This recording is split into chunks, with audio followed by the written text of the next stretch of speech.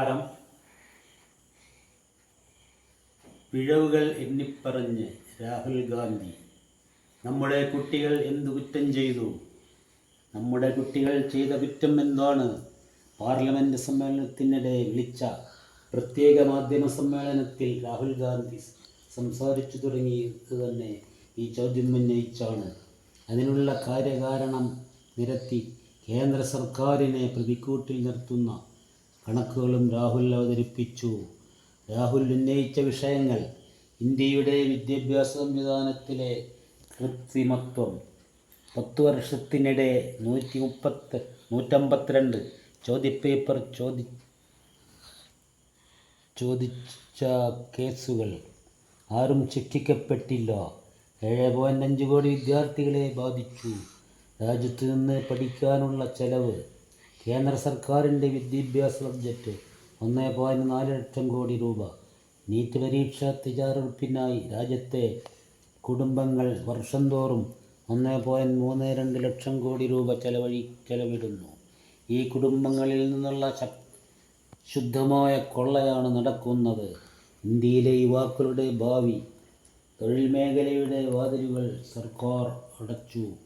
നിർമ്മാണ, സംരംഭക, കോർപ്പറേറ്റ്, പൊതുമേഖലകളിലൊന്നും തൊഴിലില്ല.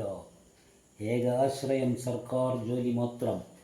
വിദ്യാഭ്യാസ സമ്പ്രദായത്തിലെ കൃത്രിമത്വം വഴി ചെലവ് ഭാരിച്ചതാക്കി വിദ്യാർത്ഥികൾ ആവശ്യപ്പെടുന്നത് വിദ്യാഭ്യാസ മന്ത്രി ധർമ്മേന്ദ്ര പ്രധാൻ രാജിവെക്കണം. വിദ്യാർത്ഥികളെ ആക്രമിച്ചവരെ കൊണ്ടെല്ലാം മറുപടി പറയിക്കണം. കാലം മാറി, നിങ്ങൾ അറിഞ്ഞില്ലേ? സമരം ചെയ്യുന്ന വിദ്യാർത്ഥികളെയും യുവജനങ്ങളെയും അടിച്ചമർത്താൻ ഡൽഹി പോലീസ് പ്രയോഗിച്ചത് അതിക്രൂരമായ മർദ്ദനമുറകളായിരുന്നെന്ന് ആരോപിച്ചുള്ള ഹർജി പരിഗണിക്കേണ്ടതില്ലെന്നാണ് സുപ്രീം കോടതി ചീഫ് ജസ്റ്റിസ് സൂര്യകാന്തിൻ്റെ തീരുമാനം. അതിനേക്കാളേറെ നിർഭാഗ്യകരമായി പോയത് ഇക്കാര്യങ്ങൾക്കായി സമയം പാഴാക്കാനില്ലെന്ന് അദ്ദേഹം പറഞ്ഞതാണ്.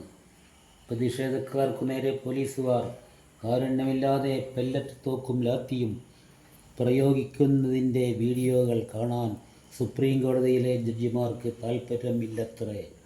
യുവർ ഓണർ, ഇത് സമൂഹ മാധ്യമങ്ങളുടെയും സിറ്റിസൺ ജേർണലിസത്തിൻ്റെയും യുഗമാണ്.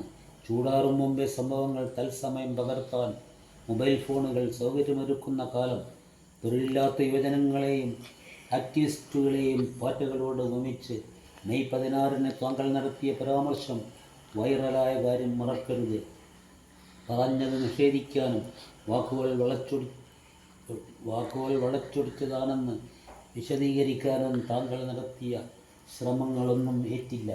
കാരണം കോടതി നടപടികളുടെ റെക്കോർഡിൽ കണ്ട ജനത്തിന് താങ്കളുടെ ന്യായീകരണങ്ങളൊന്നും കേൾക്കേണ്ടിയിരുന്നില്ല. Thank you.